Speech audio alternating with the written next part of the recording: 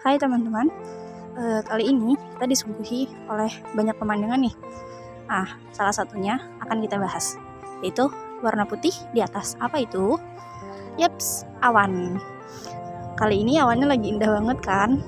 Nah, kenapa sih kita mau bahas awan? Sebenarnya bukan awan yang mau kita bahas, cuman namanya mirip. Apa itu? Cloud computing. Mirip kan? Karena ada cloud-cloudnya, awannya gitu. Nah, langsung aja kita ke pengertian. Apa itu cloud computing? Nah, cloud computing menurut Ivan Leny bisa berarti komputasi awan. Cloud computing artinya melakukan perhitungan di awan. Kenapa juga namanya bisa jadi komputasi awan? Simbol awan atau cloud itu digunakan untuk menggambarkan jaringan internet. Sementara sebutan komputasi atau computing biasanya digunakan karena prosesnya yang berupa pengolahan serta perhitungan data. Jadi, cloud computing adalah teknologi yang menggunakan jaringan internet untuk mengakses sumber daya dalam proses pengelolaan data, pengolahan data, hingga pengaplikasiannya. Nah, sampai sini pengertiannya. Tapi kita bahas dikit lagi deh. Jadi gini, cloud computing itu bisa berupa penyimpanan file atau data yang bisa diakses dari manapun menggunakan internet. Tapi ternyata nggak cuma penyimpanan file. Cloud computing juga bisa berupa aplikasi pengolah lembar kerja, pengolah presentasi, atau mungkin aplikasi video editing. Nah, aplikasi ini itu tuh bisa kita akses di mana aja dan kapan aja selama kita ada internet. Layanan-layanan komputasi awan atau cloud computing terbagi menjadi 3, yaitu infrastruktur as a service, platform as a service, dan software as a service. Yang pertama yaitu infrastruktur as a service adalah layanan komputasi awan yang menyediakan infrastruktur IT berbasis virtual seperti RAM, chip, CPU, storage, bandwidth, dan konfigurasi-konfigurasi lainnya. Konfigurasi-konfigurasi ini akan digunakan untuk membuat sebuah komputer virtual. Yang kedua yaitu platform as a service. Platform as a service adalah layanan komputasi awan yang menyediakan computing platform. Biasanya sudah terdapat database, sistem operasi, web server, dan framework. Yang ketiga yaitu software as a service. Software as a service adalah layanan komputasi awan di mana kita sebagai user dapat menggunakan aplikasi yang telah tersedia di dalam komputasi tersebut. Fungsi dari cloud computing: 1. Meningkatkan kapasitas penyimpanan data. Dengan menggunakan komputasi awan, maka kapasitas penyimpanan menjadi lebih besar daripada Anda menggunakan penyimpanan dalam sebuah perangkat, misalnya flash disk, hard disk, dan lain sebagainya. Teknologi cloud dapat menyimpan berbagai informasi Anda dengan bantuan media internet. Jadi, informasi Anda akan tersimpan di dalam database internet yang menggunakan teknologi Big Data. Contoh dari penggunaan penyimpanan berbasis cloud adalah Google Cloud. 2. Meningkatkan kinerja stakeholder. Menggunakan penyimpanan berbasis cloud, maka kinerja dari setiap pemangku kepentingan sebuah bisnis akan menjadi lebih produktif dan optimal, di mana setiap tim atau departemen dapat saling terhubung dalam waktu yang bersamaan dan dapat menghemat resource yang ada. 3. Mendapat pembaharuan sistem secara berkala, up to date, untuk mengatasi berbagai kekurangan yang ada dan mengikuti perkembangan tren di era teknologi berbasis digital. Maka sistem akan terus melakukan pembaharuan basis data secara berkala.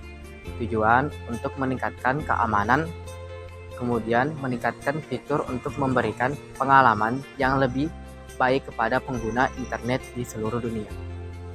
Jenis virtualisasi penyimpanan. Pada virtualisasi penyimpanan terdapat 2 metode, yaitu virtualisasi penyimpanan berbasis file dan penyimpanan virtual berbasis blok.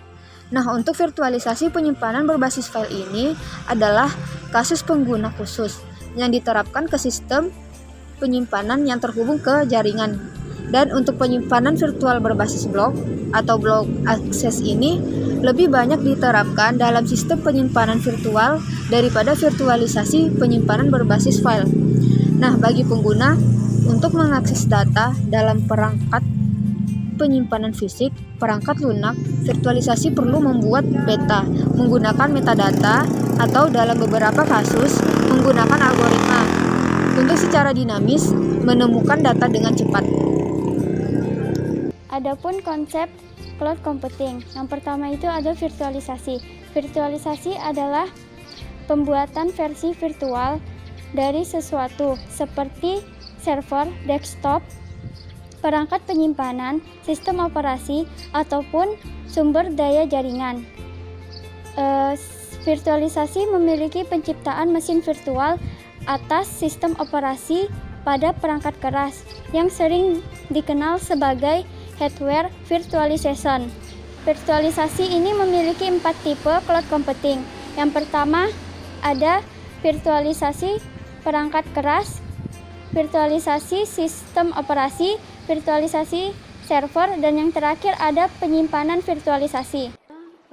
Di dalam virtualisasi ini ada sebuah metode, yaitu metode virtualisasi.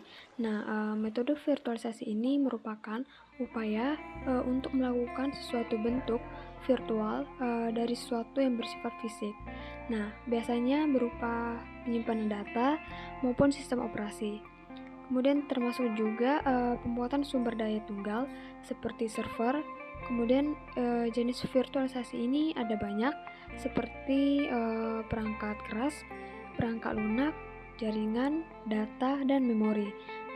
Hal ini perlu kita ketahui ada 3 cara penyimpanan yang dapat kita terapkan ke lingkungan virtualisasi ini.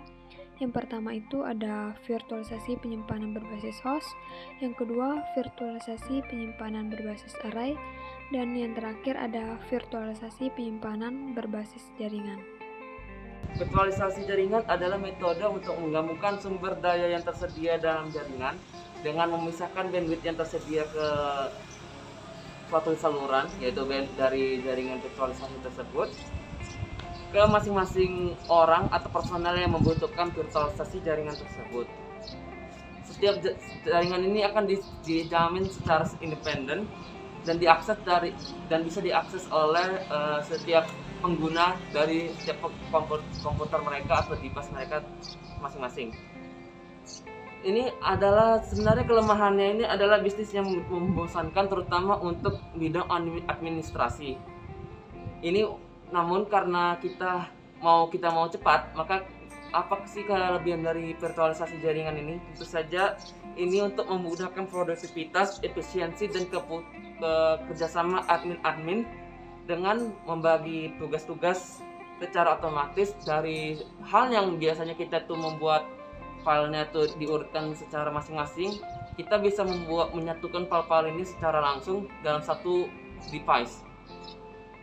Media pengguna ini biasanya bisa menggunakan hard disk atau solid state drive atau SSD, dan dapat digunakan untuk dengan cara itu dipindahkan servernya itu bisa cara utama hard disknya dipindahkan atau device-nya yang dipindahkan.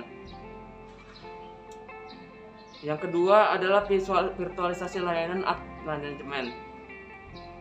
Layanan ini dimaksudkan agar user atau pengguna yang mau memakai layanan ini bisa menggunakan layanan ini tanpa perlu membeli layanan ini. Contohnya itu kayak PMS atau Virtual Machine Management Service.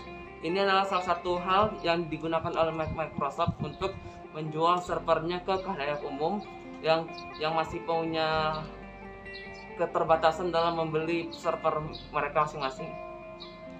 Layanan ini menggunakan submodul penyedia instrumentasi manajemen Windows, Hyper-V volume, mesin virtual, dan lain-lain.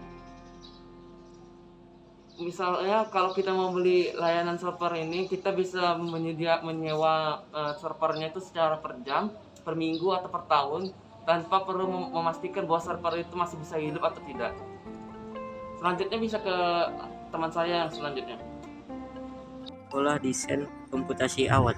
Cara paling sederhana untuk mendeskripsikan suatu pola adalah bahwa ia menyediakan solusi yang terbukti untuk masalah umum yang didokumentasikan secara individual dalam format yang konsisten dan biasanya sebagai bagian dari koleksi yang lebih besar. Gagasan pola sudah merupakan bagian mendasar dari kehidupan sehari-hari. Tanpa mengakuinya, setiap kali kita secara alami menggunakan solusi yang terbukti untuk memecahkan masalah umum setiap hari. Pola di dunia IT yang berputar di sekitar desain sistem otomatis disebut sebagai pola desain. Pola desain itu sangat membantu. Pertama, merupakan solusi yang teruji di lapangan untuk masalah desain umum. Kedua, mengatur kecerdasan desain ke dalam format standar dan mudah direferensikan. Ketiga, umumnya diulang oleh sebagian besar profesional TI yang terlibat dengan desain. Yang keempat, dapat digunakan untuk memastikan konsistensi dalam bagaimana sistem dirancang dan dibangun. Dan masih banyak lagi yang lainnya.